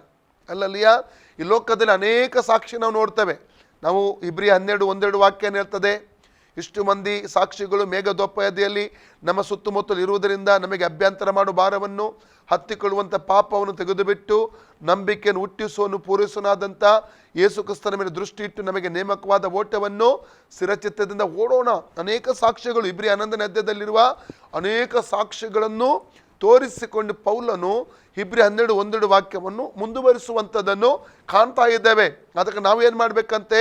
ನಂಬಿಕೆಯನ್ನು ಹುಟ್ಟಿಸುವನ್ನು ಪೂರೈಸುವನಾದಂಥ ಯೇಸು ಕ್ರಿಸ್ತನ ಮೇಲೆ ದೃಷ್ಟಿ ಇಟ್ಟು ನಮ್ಮ ನೇಮಕವಾದ ಓಟವನ್ನು ಸ್ಥಿರಚಿತ್ತದಿಂದ ಓಡೋಣ. ಹಾಗಾದರೆ ಕರ್ತನಾದ ಯೇಸು ಕ್ರಿಸ್ತನು ನಂಬತಕ್ಕಂಥ ಒಂದು ಸಾಕ್ಷಿಯಾಗಿದ್ದಾನೆ. ಈ ಲೋಕದಲ್ಲಿ ಅನೇಕ ಸಾಕ್ಷಿಗಳಿರ್ಬೋದು ನಮಗೆ, ಆದರೆ ಎಲ್ಲ ಸಾಕ್ಷಿಗಳಿಂದ ಉತ್ತಮ ಸಾಕ್ಷಿ, ನಿಜ ಸಾಕ್ಷಿ, ಉನ್ನತವಾದ ಸಾಕ್ಷಿ ಅದು ಕರ್ತನಾದ ಯೇಸು ಸ್ವಾಮಿಯಾಗಿದ್ದಾನೆ. ಆತನ ಲೋಕದ ಜನನ, ಆತನ ಲೋಕದ ಜೀವನ, ಆತನ ಲೋಕದ ಶಿಲುಬೆಯ ಮರಣ, ಆತನ ಉಣಲ್ಪಡುವಿಕೆ, ಆತನ ಪುನರುತ್ಥಾನ, ಇವೆಲ್ಲ ಸಾಕ್ಷಿಯು ಇದು ಸತ್ಯ ಸಾಕ್ಷಿ, ನಂಬತಕ್ಕ ಒಂದು ಸಾಕ್ಷಿ ನಾವಲ್ಲಿ ಕಾಣಲಿಕ್ಕೆ ನಮಗೆ ಸಾಧ್ಯವಾಗ್ತಾ ಇದೆ ಪ್ರಿಯರೇ. ಮತ್ತು ಕ್ರಿಸ್ತನಲ್ಲಿ ನಮ್ಮ ನಂಬಿಕೆಯನ್ನು ಇಡಬಹುದು. ಯೇಸು ಸ್ವಾಮಿಯಲ್ಲಿ ನಾವು ಪರಿಪೂರ್ಣವಾಗಿ ನಾವು ನಂಬಿಕೆ ಇಡಬಹುದು. ಆತನು ಬಿಟ್ಟು ಬೇರೆ ಯಾವ ಉತ್ತಮ ಸಾಕ್ಷಿ ಇಲ್ಲ. ಅನೇಕ ಸಾಕ್ಷಿಗಳು ಸತ್ಯವೇದದಲ್ಲಿ ಉಂಟು. ಎಲ್ಲ ಸಾಕ್ಷಿಗಳಿಂತ ಉತ್ತಮವಾದ ಉನ್ನತವಾದ ಒಂದು ಒಳ್ಳೆಯ ಸಾಕ್ಷಿ ಎಂದು ಹೇಳಬೇಕಾದ್ರೆ ಅದು ಕರ್ತನಾದ ಯೇಸು ಕ್ರಿಸ್ತನೆಂಬುದಾಗಿ ನೋಡ್ತಾ ನಂಬತಕ್ಕ ಅಥವಾ ನಂಬಿಗಸ್ತ ಸಾಕ್ಷಿ, ನಂಬತಕ್ಕ ಸಾಕ್ಷಿ ಎಂಬುದಾಗಿ ಅಲ್ಲಿ ನಾವು ಕೊಡ್ತೇವೆ. ಒಂದನೇದಾಗಿ ಆಮೇಲೆ ಎಂಬುದಾಗಿ ಪ್ರಕಟ ಆಗ್ತಿದ್ದಾನೆ. ಎರಡನೇದಾಗಿ ಸಭೆಗೆ ಆತನು ನಂಬತಕ್ಕ ಸಾಕ್ಷಿ ಎಂಬುದಾಗಿ ಪ್ರಕಟ ಆಗುವುದನ್ನಲ್ಲಿ ಕಾಣ್ತೇವೆ. ಮೂರನೇದಾಗಿ ಮುಂದೆ ಓದಿ, ರೆವಲ್ಯೂಷನ್ 3:14 ನಾವು ಓದ್ತಿದ್ದೇವೆ. ದೇವರ ಸೃಷ್ಟಿಗೆ ಮೂಲನು, ದೇವರ ಸೃಷ್ಟಿಗೆ ಮೂಲನು ಆಗಿರುವಾತನು ಹೇಳುವುದೇನೆಂದರೆ ಅಂದರೆ ಮೂರನೇದಾಗಿ ಸಭೆಗೆ ಆತನು ಪ್ರಕಟ ಆಗುತ್ತಿರುವಂಥದ್ದು ಸೃಷ್ಟಿಯ ಮೂಲನಾಗಿ. ನಾವು ಕೊಲೊಸ್ಸೆ ಚಾಪ್ಟರ್ 1:15-20 ಓದುವ. ಕೊಲೊಸ್ಸೆ 1:15-20 ವಾಕ್ಯ. ಆತನು ಅದೃಶ್ಯನಾದ ದೇವರ ಪ್ರತಿರೂಪನು ಸೃಷ್ಟಿಗೆಲ್ಲ ಜ್ಯೇಷ್ಠ ಪುತ್ರನ ಸ್ಥಾನ ಹೊಂದಿದವನು ಆಗಿದ್ದಾನೆ. ಭೂಪರ ಲೋಕಗಳಲ್ಲಿರುವ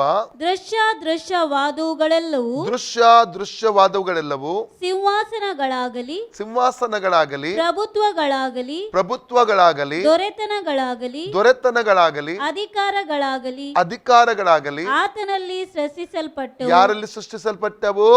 ಯೇಸು ಕ್ರಿಸ್ತನಲ್ಲಿ ಸೃಷ್ಟಿಸಲ್ಪಟ್ಟವು. ಸರ್ವವು ಆತನ ಮುಖಾಂತರವಾಗಿಯೂ ಯೇಸು ಕ್ರಿಸ್ತನ ಮುಖಾಂತರವಾಗಿಯೂ ಇಲ್ಲಿ ಒಂದು ಬರಲಿಡಿ. ಜೆನಿಸಿಸ್ ಚಾಪ್ಟರ್ 1:1-3 ವಾಕ್ಯ ಓದುವುದಾದರೆ ನಾವು ಓದು. ಆದಿಕಾಂಡ 1:1-3. ಆದಿಯಲ್ಲಿ ದೇವರು ಆಕಾಶವನ್ನು ಭೂಮಿಯನ್ನು ಉಂಟು ಆದಿಯಲ್ಲಿ ಎಂಬುದ ಯಾವಾಗ? ಕೋಟಿ ವರ್ಷಗಳ ಹಿಂದೆ ಈ ಭೂಮಿ ಮತ್ತು ಆಕಾಶ ದೇವರು ಉಂಟು ಮಾಡಿದ. ಅದು ದೇವರು ಯಾವುದನ್ನು ಉಂಟು ಮಾಡ್ತಾನಲ್ಲ ಅದು ಪರ್ಫೆಕ್ಟ್ ಆಗಿರ್ತದೆ, ಪರಿಪೂರ್ಣವಾಗಿರುತ್ತದೆ. ಕೊರತೆ ಉಳ್ಳದ್ದು, ಸರಿಯಾಗಿ ಕ್ರಮ ಇಲ್ಲದ್ದನ್ನು ದೇವರು ಯಾವತ್ತೂ ಉಂಟು ಮಾಡಲ್ಲ. ದೇವರು ಯಾವುದೇ ಒಂದು ಉಂಟು ಮಾಡುವುದಾದರೆ ಅದು ಕ್ರಮವಾಗಿರುತ್ತದೆ, ಅದು ಪರಿಪೂರ್ಣವಾಗಿರುತ್ತದೆ, ಅದು ಕಾಣುವುದಕ್ಕೆ ಚಂದವಾಗಿರುತ್ತದೆ.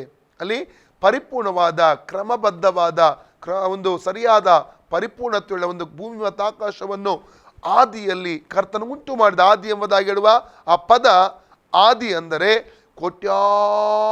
ಕೋಟಿ ವರ್ಷಗಳ ಹಿಂದಿನ ಒಂದು ವಿಷಯವನ್ನು ಅಲ್ಲಿ ಮಾತಾಡ್ತಾ ಇದೆ. 1ನೇ ವಾಕ್ಯದಿಂದ 2ನೇ ವಾಕ್ಯಕ್ಕೆ ಕೋಟಿ ವರ್ಷಗಳ ಒಂದು ಅಂತರ ಇದೆ ಎಂಬುದಾಗಿ ತಿಳ್ಕೋಬೇಕು ನಾವು. ಓಕೆ, ಮುಂದೆ ಓದಿ. ಭೂಮಿಯು ಕ್ರಮವಿಲ್ಲದೆಯೂ ಬರಿದಾಗಿಯೂ ಇತ್ತು. ಕ್ರಮವಿಲ್ಲ. ಯಾಕೆ? ಇದು 2ನೇ ಭೂಮಿ ಆಗಿದೆ. ಕ್ರಮ ಈಗ ಕಳಕೊಂಡಿತ್ತು. ಎಷ್ಟೋ ಕೋಟಿ ವರ್ಷಗಳ ಹಿಂದೆ ಭೂಮಿ ಮತ್ತು ಆಕಾಶ ಉಂಟು ಮಾಡಿದ. ಇದು ಈಗ ಕ್ರಮವನ್ನು ಕಳಕೊಂಡಂಥ ಭೂಮಿಯನ್ನು ಇಲ್ಲಿ ನಾವು ಕಾಣ್ತಾ ಇದ್ದೀವಿ. ಇದಕ್ಕೆ ಒಂದು ಕಾರಣ ಇದೆ. ಏನೆಂದರೆ ಲುಸಿಫೆರ, ಉದಯ ನಕ್ಷತ್ರ. ಎಜೆಕಿಯೇಲ್ 28 ಓದುದು ಬೇಡ. 1ರಿಂದ ನಾವು ಓದುದಾದರೆ 1:5, 12-15 ವಾಕ್ಯ ಓದುದಾದರೆ 12-20 ವಾಕ್ಯದವರೆಗೆ ಓದ್ಬೋದು. ಏಷ್ಯ 14, 11-15 ವಾಕ್ಯ ಓದುದಾದ್ರೂ ಕೂಡ ಲುಸಿಫರ್ನ ವಿಷಯದಲ್ಲಿ ನಾವು ಕಾಣ್ತಾ ಇದ್ದೇವೆ. ಎಲ್ಲ ದೇವದೂತರಿಗೆ ಆತನು ನಾಯಕನಾಗಿದ್ದ, ದೇವರು ನಾಯಕನಾಗಿಟ್ಟಿದ್ದ, ದೇವರನ್ನ ಆರಾಧನೆ ಮಾಡೋದಕ್ಕೋಸ್ಕರ. ಆದರೆ ಅವನಲ್ಲಿ ಗರ್ವ ಬಂತು, ಹೆಮ್ಮೆ ಬಂತು. ಆ ಹೆಮ್ಮೆ ಮತ್ತು ಗರ್ವ ಬಂದಾಗ ಅವನು ದೊಬ್ಬಲ್ಪಟ್ಟನು. ಆ ಸ್ಥಳದಿಂದ ದೊಬ್ಬಲ್ಪಟ್ಟು ಭೂಮಿಗೆ ಆತನು ಬಿದ್ದನಂತ. ಯಾವಾಗ ಅದು ಆದದ್ದು?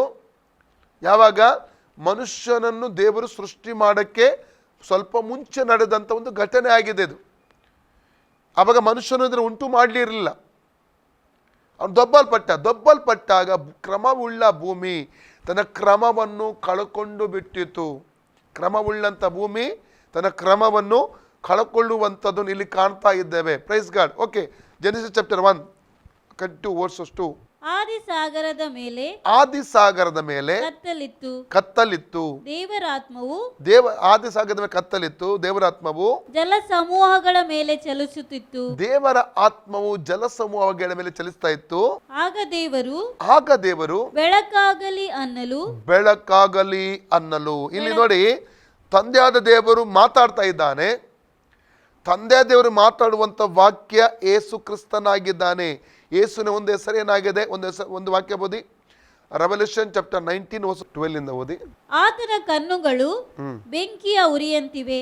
ಆತನ ತಲೆಯ ಮೇಲೆ ಅನೇಕ ಮುಕುಟಗಳುಂಟು. ಆತನಿಗೆ ಒಂದು ಹೆಸರು ಬರೆದು ಕೊಟ್ಟಿದೆ. ಅದು ಆತನಿಗೆ ಹೊರತು ಮತ್ತಾರಿಗೂ ತಿಳಿಯದು. ಆತನು ರಕ್ತ ಪ್ರೋಕ್ಷಿತವಾದ ವಸ್ತ್ರವನ್ನು ಧರಿಸಿಕೊಂಡಿದ್ದನು. ಆತನಿಗೆ ದೇವರ ವಾಕ್ಯವೆಂದು ಹೆಸರು. ಆತನಿಗೆ ದೇವರ ವಾಕ್ಯವೆಂದು ಹೆಸರು. ನಾವು ಒಂದರಿಂದ 3 ಓದಿ. 1 John letter chapter 1 1 to 3 1 to 4 ವರೆಗೆ ಓದಿ, ತೊಂದರೆ ಇಲ್ಲ. ನಾವು ನಿಮಗೆ ಪ್ರಸಿದ್ಧಿಪಡಿಸುವ ಜೀವವಾಕ್ಯವು ಜೀವವಾಕ್ಯವು ಆದಿಯಿಂದ ಇದ್ದದ್ದು. ಆದಿಯಿಂದ ಇದ್ದದ್ದು.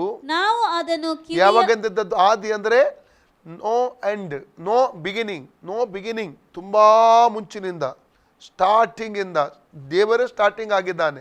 ಆದಿಂದ ಇದ್ದದ್ದು. ನಾವು ಅದನ್ನು ಕಿವಿಯಾರೆ ಕೇಳಿ ಕಣ್ಣಾರೆ ಕಂಡು ಮನಸ್ಸಿಟ್ಟು ನೋಡಿ, ಕಿವಿಯಾರೆ ಕೇಳಿ ಕಣ್ಣಾರೆ ಕಂಡು ಮನಸ್ಸಿಟ್ಟು ನೋಡಿ ಕೈಯಿಂದ ಮುಟ್ಟಿದ್ದೇವೆ. ಆ ಜೀವವು ಪ್ರತ್ಯಕ್ಷವಾಯಿತು. ತಂದೆಯ ಬಳಿಯಲ್ಲಿದ್ದು ನಮಗೆ ಪ್ರತ್ಯಕ್ಷವಾದಂತ ಆ ನಿತ್ಯ ಜೀವವನ್ನು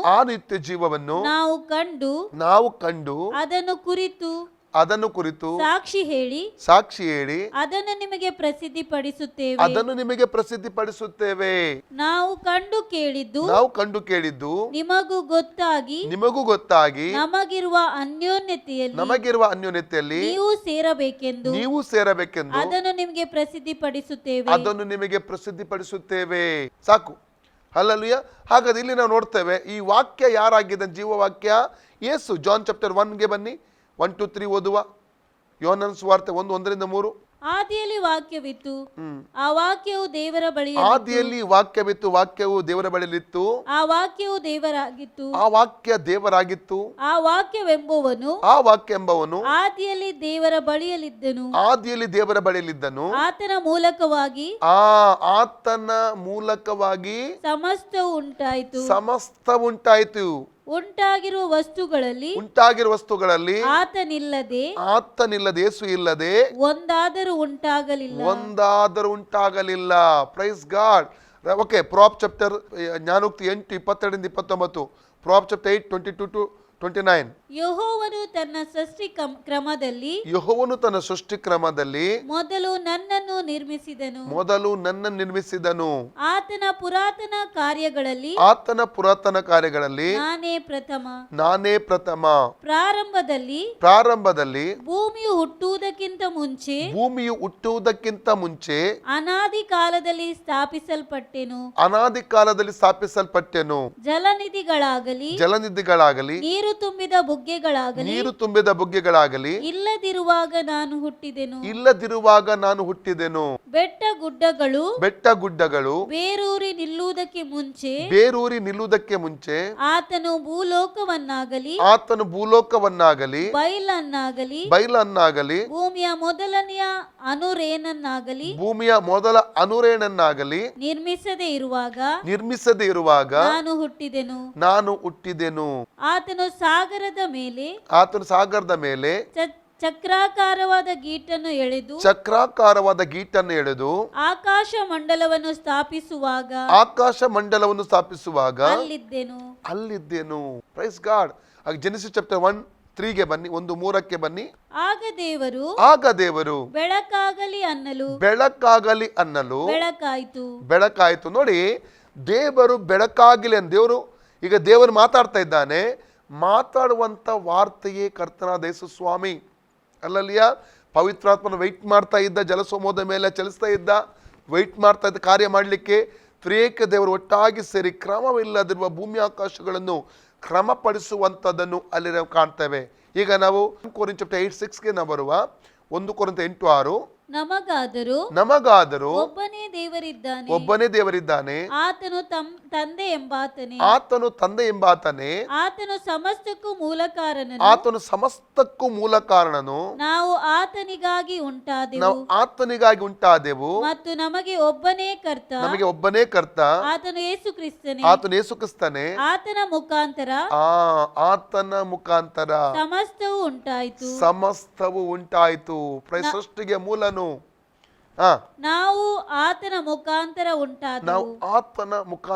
ಉಂಟಾದೆವು. ಓಕೆ. ಕೊಲೊಸ್ಸೆ 1:15 ಕಂಟಿನ್ಯೂ ಮಾಡಿ. ಭೂಪರ ಲೋಕಗಳಲ್ಲಿರುವ ದೃಶ್ಯ ಅದೃಶ್ಯವಾದವುಗಳೆಲ್ಲ ಸಿಂಹಾಸನಗಳಾಗಲಿ ಸಿಂಹಾಸನಗಳಾಗಲಿ ಪ್ರಭುತ್ವಗಳಾಗಲಿ ದೊರೆತನಗಳಾಗಲಿ ಅಧಿಕಾರಗಳಾಗಲಿ ಅಧಿಕಾರಗಳಾಗಲಿ ಆತನಲ್ಲಿ ಸೃಷ್ಟಿಸಲ್ಪಟ್ಟವು, ಆತನಲ್ಲಿ ಕ್ರಿಸ್ತನಲ್ಲಿ ಸೃಷ್ಟಿಸಲ್ಪಟ್ಟವು.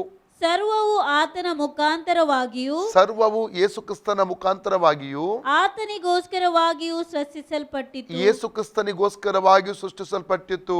ಆತನು ಎಲ್ಲಕ್ಕೂ ಮೊದಲು ಇದ್ದವನು, ಆತನು ಯೇಸು ಕ್ರಿಸ್ತನು ಎಲ್ಲಕ್ಕೂ ಮೊದಲಿದ್ದವನು. ಆತನು ಸಮಸ್ತಕ್ಕೂ ಆಧಾರಭೂತನು. ಯೇಸು ಕ್ರಿಸ್ತನು ಸಮಸ್ತಕ್ಕೂ ಆಧಾರಭೂತನು. ಸಭೆ ಎಂಬ ದೇಹಕ್ಕೆ ಸಭೆಯೆಂಬ ದೇಹಕ್ಕೆ ಆತನು ಶಿರಸ್ಸು. ಆತನು ಶಿರಸ್ಸು. ಆತನು ಆದಿ ಸಂಭೂತನು. ಆತನು ಆದಿ ಸಂಭೂತನು. ಎಲ್ಲದರಲ್ಲಿ ಪ್ರಮುಖನಾಗುವಂತೆ ಎಲ್ಲದರಲ್ಲಿ ಪ್ರಮುಖನಾಗುವಂತೆ ಸತ್ತವರೊಳಗಿಂದ ಮೊದಲು ಎದ್ದು ಬಂದವನು ಸತ್ತವರೊಳಗಿಂದ ಮೊದಲು ಎದ್ದು ಬಂದವನು ಆತನೇ. ಆತನೇ. ತಂದೆಯಾದ ದೇವರು ಆತನಲ್ಲಿ ತನ್ನ ಸರ್ವ ಸಂಪೂರ್ಣತೆಯು ವಾಸವಾಗಿರಬೇಕೆಂತಲೂ ಆತನು ಶಿಲುಬೆಯ ಮೇಲೆ ಸುರಿಸಿದ ರಕ್ತದಿಂದ ತಾನು ಸಮಾಧಾನವನ್ನು ಉಂಟು ಮಾಡಿ ಭೂಪರ ಲೋಕದಲ್ಲಿರುವ ಸಮಸ್ತವನ್ನು ಆತನ ಮೂಲಕ ತನಗೆ ಸಂಧಾನಪಡಿಸಿಕೊಳ್ಳಬೇಕೆಂದು ನಿಷ್ಕರ್ಷೆ ಮಾಡಿದನು. ಇಲ್ಲಿ ನಾವು ನೋಡ್ತಾ ಇದ್ದೇವೆ, ಯೇಸು ಕ್ರಿಸ್ತನ ಸರ್ವಕ್ಕೆ ಮೂಲನಾಗಿದ್ದಾನೆ. ಆತನ ಮೂಲಕ ಎಲ್ಲ ಉಂಟಾಯಿತು. ನಾವು ಪ್ರಕಟಣೆ 3:14 ನಾವು ತಿರುಗಿ ಬರುವ ರೆವಲ್ಯೂಷನ್ 3:14 ಮೊದಲದಾಗಿ ಆತನು ಆಮೇನ್ ಆಗಿದ್ದಾನೆ, ಎರಡನೇದಾಗಿ ನಂಬತಕ್ಕ ಸಾಕ್ಷಿ ಆಗಿದ್ದಾನೆ, ಮೂರನೇದಾಗಿ ಸೃಷ್ಟಿಗೆ ಆಮೇನ್ ಎಂಬಾತನು ಅಂದರೆ ನಂಬತಕ್ಕ ಸತ್ಯ ಸಾಕ್ಷಿಯು ದೇವರ ಸೃಷ್ಟಿಗೆ ಮೂಲ. ಯೇಸು ಕ್ರಿಸ್ತನು ದೇವರ ಸೃಷ್ಟಿಗೆ ಮೂಲ. ಮೂರು ವಿಧವಾಗಿ ಲವೋದಿಕೀಯ ಸಭೆಗೆ ಪ್ರಕಟವಾಗುತ್ತಿರುವ ಕರ್ತನಾದ ಯೇಸು ಸ್ವಾಮಿಯನ್ನು ಇಲ್ಲಿ ನಾವು ಕಾಣ್ತಾ ಇದ್ದೇವೆ ಪ್ರಿಯರೇ. ಹಾಗಾದ್ರೆ ಇವತ್ತಿಗೆ ನಾವು 2 ಭಾಗಗಳು ಮಾತ್ರ ಮುಗಿಸಿದ್ದೇವೆ.